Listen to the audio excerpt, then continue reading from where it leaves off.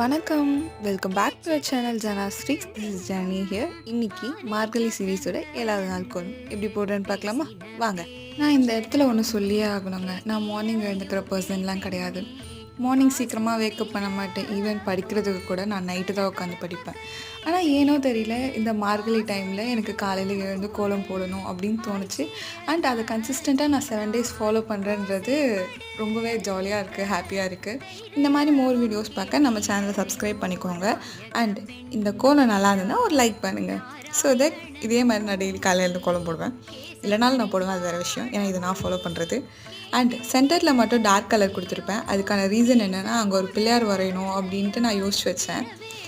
அது எந்த அளவுக்கு அவுட்புட் வந்திருக்குன்னு எனக்கு தெரியல. பட் கடைசியாக ஃபைனல் அவுட்புட் பார்க்கும்போது அழகாக இருந்தது. உங்களுக்கு எப்படி இருக்குன்றதை கமெண்ட் பண்ணுங்கள். ஓகேங்க, one last time final output பார்த்துடலாமா?